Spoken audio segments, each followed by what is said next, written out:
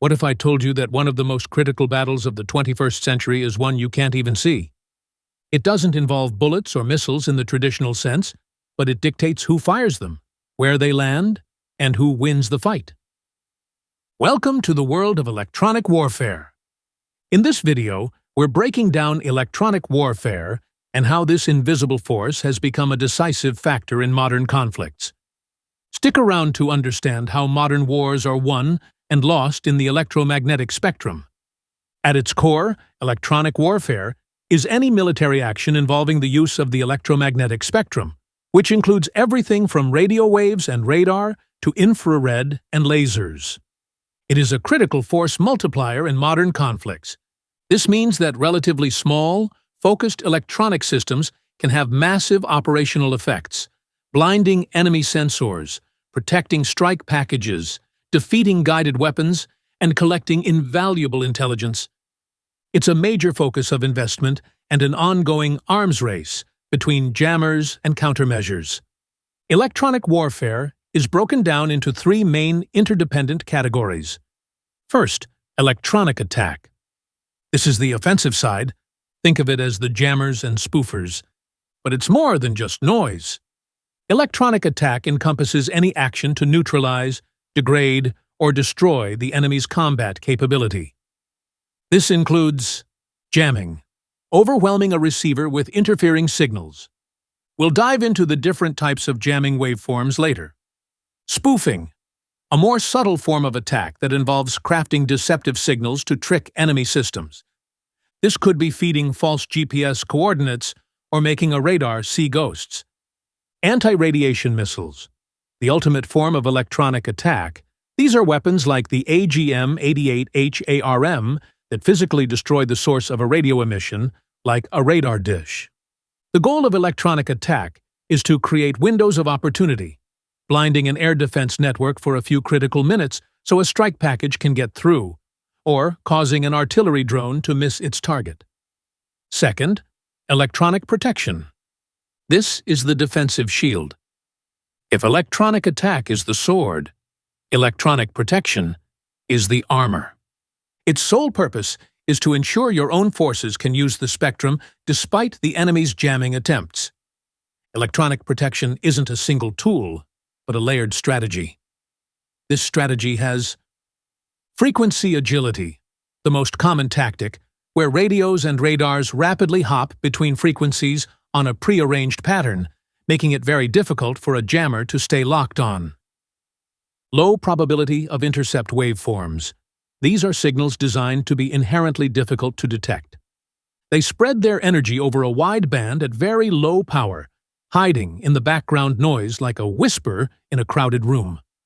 Advanced filtering and nulling.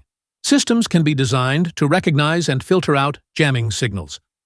A more advanced technique, called beamforming, allows an antenna to create a null, a dead zone, in the direction of a jammer, effectively listening around the interference. EMCON, emissions control. Sometimes the best protection is silence. EMCON is a strict doctrine of turning off all non-essential emitters to avoid detection in the first place. And third, electronic support. This is the eyes and ears. Electronic support is the foundation upon which electronic attack and electronic protection are built. It is the passive, constant act of listening. Electronic support systems are like superpowered radio scanners that intercept. They vacuum up every signal they can, from radio communications to radar pulses. Identify. They analyze these signals, comparing them to a vast library of known fingerprints to determine exactly what type of system is emitting. Is it a Russian S-300 radar or a common walkie-talkie? Locate. Using techniques like triangulation from multiple receivers, electronic support can pinpoint the location of that emitter on a map, sometimes with stunning accuracy. Electronic support provides the commander with the electronic order of battle, a real-time map of every enemy electronic system on the battlefield. It tells a commander not just, there's an enemy air defense system right there, but there's a specific Panzer S-1 air defense vehicle at these grid coordinates, and it's currently active. To understand how these pillars work together, you need to see the core engine of modern electronic warfare, a high-speed cycle of sense, decide, and act. Sense. This is the job of electronic support. Sophisticated receivers constantly scan the electromagnetic spectrum much faster than any human could. They don't just find signals, they analyze their unique fingerprint, measuring precise frequency, pulse timing, modulation, and direction. This creates a real-time map of the electronic battlefield. Decide. Commanders or automated systems use this intelligence to make a choice. Is the signal a threat? Should we jam it, avoid it, or geolocate it for a strike? This decision happens in milliseconds. Act. This is where electronic attack and protection take over. An electronic attack system might transmit a jamming signal, while an electronic protection system might shift its own communications to a protected frequency. Assess and adapt. The loop doesn't end. The system monitors the battlefield to see if its action worked. Did the enemy radar shut down?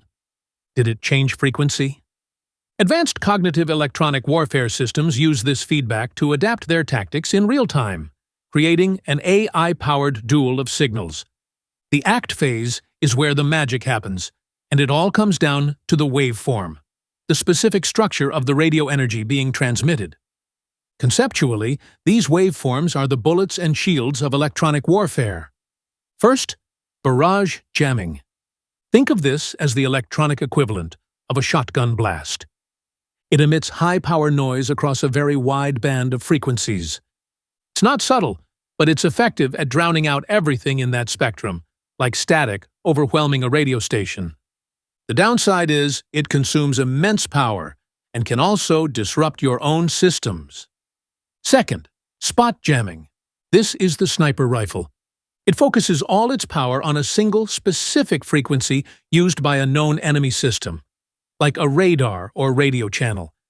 It's much more efficient and harder to detect than barrage jamming, but it requires precise intelligence from electronic support to know exactly which frequency to hit. Third, and most sophisticated, deceptive jamming and spoofing. This doesn't use noise at all. Instead, it transmits a carefully crafted, deceptive waveform that looks perfectly legitimate to the enemy receiver. To a radar, it might send back a delayed echo, making a jet appear miles away from its actual position, or create multiple false targets to confuse the operator. To a GPS receiver, it broadcasts a false but structurally perfect navigation signal, tricking a drone into believing it's over a different country. This constant innovation in waveforms is the heart of the electronic arms race. For every new jamming technique, a new protective measure, like the frequency hopping and low probability of intercept waveforms we discussed, is developed in response. The war in Ukraine has become the world's first full-scale laboratory for modern electronic warfare, demonstrating every concept we've just covered. The drone war. This is a perfect example of the entire electronic warfare cycle. Russian electronic support systems constantly sense the control and video signals of Ukrainian FPV drones. They decide to jam and act by transmitting spot jamming waveforms on the drone's specific frequency. Ukraine then assesses the loss and adapts with electronic protection, installing cheap electronic warfare modules that automatically frequency hop to avoid the jamming. This cycle now repeats daily. GPS spoofing. Here, Russia uses advanced deceptive waveforms. Systems don't just block GPS, they broadcast a powerful false GPS signal. This is a direct electronic attack that doesn't deny service, but corrupts it. This is why there are documented cases of drones and devices showing their location as an airport in Moscow. The electronic protection countermeasure is to use military-grade, encrypted GPS signals that are much harder to spoof. Targeting artillery. This is where electronic warfare has been most decisive, and it starts with electronic support. A Ukrainian artillery unit fires. A Russian electronic support system like the JETEL senses the radio signal from the forward observer or the radar signature of the shell in flight. It instantly triangulates the position. This intelligence is fed to counter battery guns, which act with kinetic fire, often within 2 minutes. This sensor-to-shooter loop, supercharged by electronic warfare, is why artillery remains the king of the battlefield. Protecting assets with electronic attack, Ukraine's use of AGM-88 HARM missiles is a brilliant form of electronic attack. When a Russian air defense radar senses by emitting energy, it paints a target on itself for any listening electronic support system. The HARM missile's seeker head is essentially a miniature high-speed electronic support sensor. It senses that radar emission, decides it's a priority target, and acts by homing in on the source, physically destroying the emitter. This forces radar operators into a terrible choice: turn on their radar and risk destruction, or leave it off and be blind. Low probability of intercept. Low probability of detection. These are techniques to disguise or hide radio transmissions, making them difficult for adversaries to intercept or detect. Concept. These are radar and communication signals designed to be inherently difficult to detect by electronic support systems. How it works. Instead of powerful, easily noticed bursts of energy, they use techniques like spread spectrum, transmitting a signal over a very wide frequency band at very low power, making it look like background noise. Frequency agility, rapidly and unpredictably hopping frequencies. Ultra-low side lobes, shaping the radar beam so that very little energy leaks out to the sides, making it hard to detect unless you are directly in its path. Significance? This is a primary method for stealth aircraft and covert communications to operate in contested electromagnetic environments. It's a form of electronic protection that works by making the signal hard to find in the first place. The Cyber Electronic Warfare Convergence refers to a specific annual summit focused on the convergence of electronic warfare and cyber warfare technologies and strategies. Concept. The line between cyber warfare, that is, attacking data and software, and electronic warfare attacking the physical signal, is blurring. How it works. A jamming signal might not just block a communication.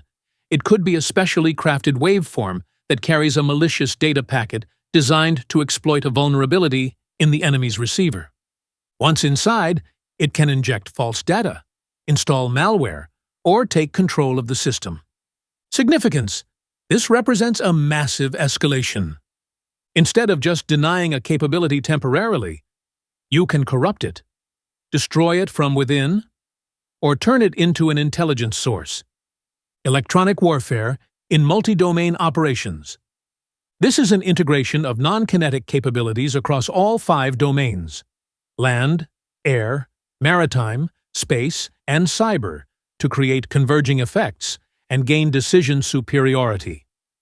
Concept. Electronic warfare is not a standalone fight.